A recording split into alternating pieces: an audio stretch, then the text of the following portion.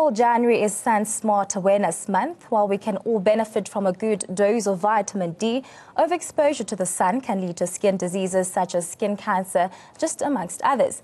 Well, skin cancer is abnormal growth of skin cells that often develop on skin exposed to the sun. But this common form of cancer can also occur on any areas of the skin not ordinarily exposed to sunlight. Well, joining me in studio to discuss rather further on skin cancer is dermatologist Dr. Pholile Mpofu and health practitioner Dr. Marlon McKay. Well, thank you so much to the both of you for joining us right here on African News Network. Just to start off with Dr. Mpofile, now Stats by Cancer SA actually reveal that skin cancer is just one of the most common cancers in South Africa, with just over 22,000 reported cases each and every year. Just take us through this disease and how many people it actually affects in South Africa.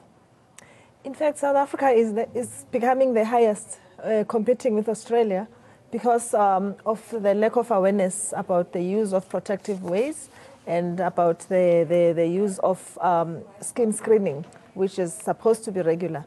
We are very desperate to inform the public about this.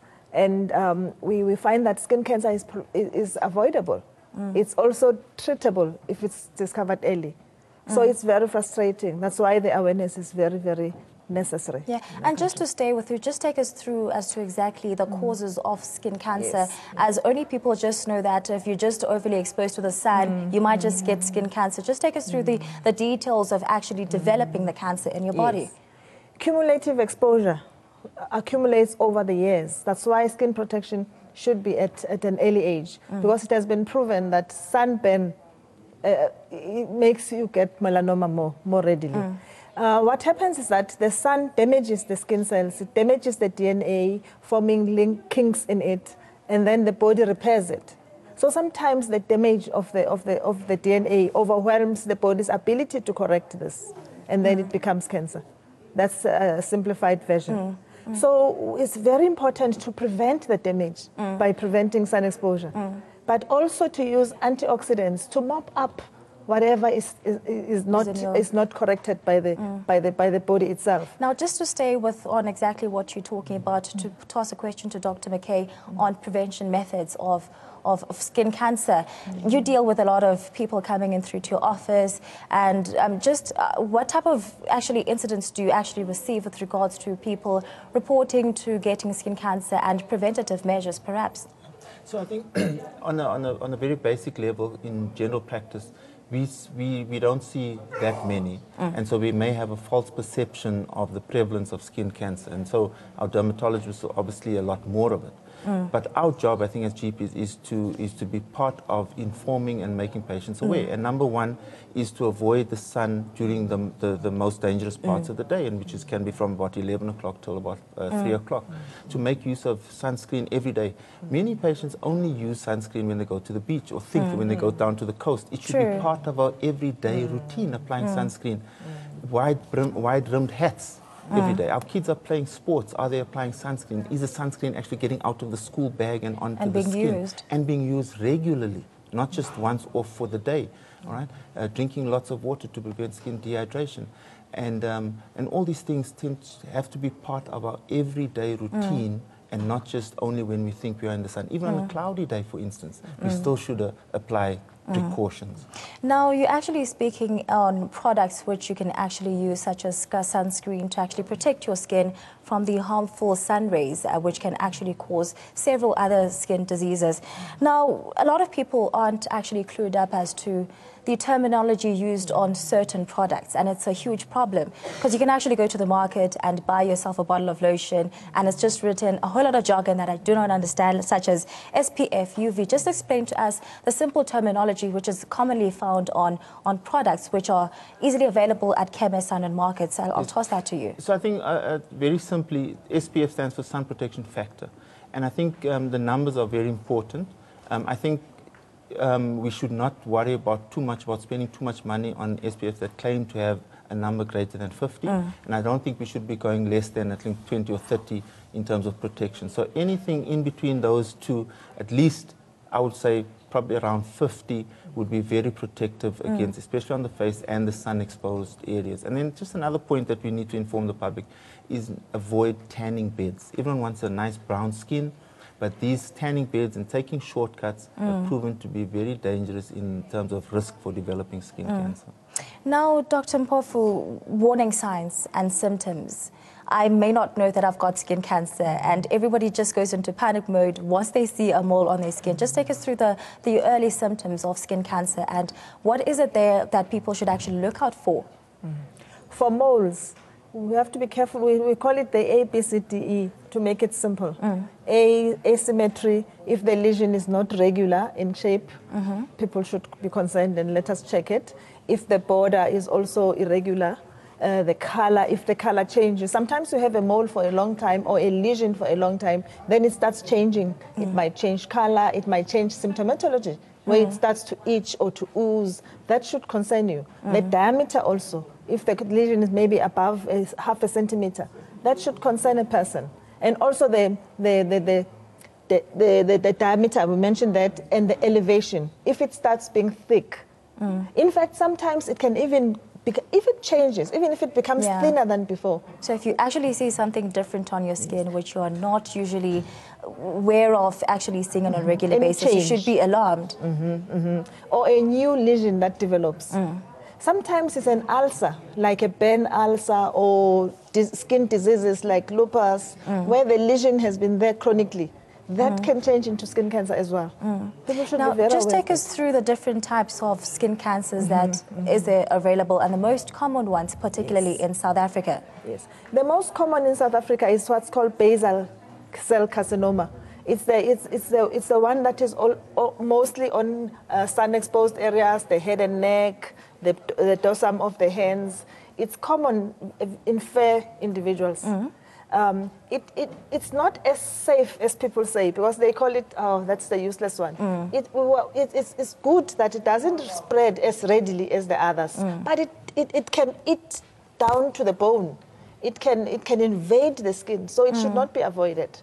Squamous cell carcinoma is another one. That one can spread, but the deadliest is melanoma. There are many others like Kaposi, which which can occur in the HIV setting. Mycosis fungoides, which can also occur, especially in our elderly, and masquerading as eczema, that's why anything that changes on the skin or that is not understood should be checked, because sometimes it looks like ordinary eczema. And it does. And it is a form of cancer. But the most important ones are the ones that are avoidable, the ones that we can treat as soon as we see them. And then the prognosis is very good if they are detected early. And I actually want us to go through, just briefly, through the treatment of those who have actually been diagnosed with cancer. But let me actually start with you, Dr. McKay, on just keeping healthy for a regular person who's been through treatment or who hasn't actually been through cancer treatment. What is it that people have to do, such as going to the gym, regularly exercising, and actually, as you've also mentioned earlier on, such as applying correct sunscreen on your body, etc., etc. So I think the general question patients always ask, doctor, what can I do to prevent cancer, or to live longer, or to make sure that I don't get certain things? And I think the first very important thing, especially with cancer is concerned, is to know your body. You need to know every single part of your body. You need to have looked, especially on the skin, and monitor for any change. So you literally document, even take a picture of every single mole on your body and keep an eye on them and monitor them. And number two, if there's anything unusual, obviously go for a checkup and have it checked out. Don't assume it's either going to go away or it's nothing serious. And that goes for any disease, whether it's hypertension, asthma, type 2 diabetes, your HIV status. And then the basic things, eat healthily. Exercise every day, a minimum of 30 minutes of exercise per day. Get regular sleep. And then go for regular screenings for most of the common diseases. Know your body and have those things checked out. If there's anything unusual that is not going away, see somebody, have a relationship with your family practitioner. And if there's anything that needs further evaluation, then we can use specialists. Now, I'm not quite sure who to toss this question to, but I'll actually try with you first, Dr. McKay, as to perhaps the diet plan which a person who's got cancer and who's going through treatment and after treatment, is there a certain diet plan that a person with cancer actually has to follow? Okay, so I think basic principles always apply across this. You know, there's no specific type of diet unless there are certain organs that are involved. For instance, if something affects the kidneys, per se, then there are special diets and special foods that one has to avoid, such as protein because of the renal issues. So all the time, general principles will always apply. So you want to avoid your high carbohydrates to keep your fat or keep your weight down. You want to avoid your sugary and high starch content. You want to eat your good fats. And you want to drink lots of water and your fruit and your vegetables. We spoke about antioxidants. So you want to eat foods that are rich in antioxidants to assist healing. So those are the general things, whether you have cancer or not. You may just need a bit more of the one while you're on treatment to make up for the loss of certain cells and tissues.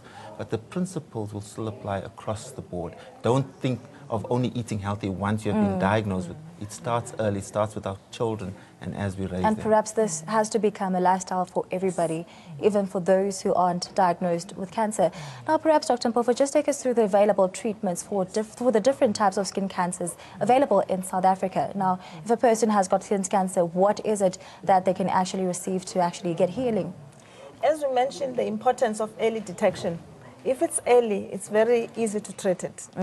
When it's pre-malignant, there are some pre-malignant conditions that we know that if left alone will become cancer. There are some topical creams, the 5-fluorouracil, Aldara, that can be used, even retinoids, which can be used to exfoliate the skin and remove the bad cells. So for the pre-malignant lesions, we can use creams for that, in addition to sunscreens. And then for real cancer, excision with proper borders, the different cancers have different allowances, how far from the lesion you can cut it, and most doctors know how to do that.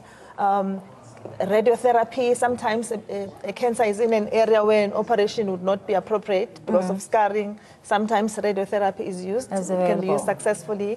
But there are some therapeutic agents that can be used, chemotherapy, that can be used, especially for melanoma. There are new chemotherapeutic agents that are used now. Some of them, they prolong life very well. Yeah, but just without interrupting you, we actually have to close because we're really running out of time. I just wanted closing remarks from Dr. McKay to, you know, regular people who are sitting at home thinking that, you know what, I'm fairer with skin, I might not get skin cancer. What's your just closing remarks towards this? My closing remarks would have been just exactly that. Don't think that just because you have fair skin and blue eyes that, or darker skin and you don't have blue eyes, that you're not at risk. We are all at risk, and even darker skinned individuals do get skin cancer. So still know your body, still use the safe precautions just as if you are fair-skinned, and know your skin, know your body. Well, thank you so much for joining us right here on African News Network and taking the time to be here with us this morning. Well, that was dermatologist Dr. Mpofile, Pholile Mpofu, and health practitioner Dr. Marlon McKay just joining us right here on VUCA Africa, speaking in depth about skin cancer, the types of cancer, treatment and the prevention measures.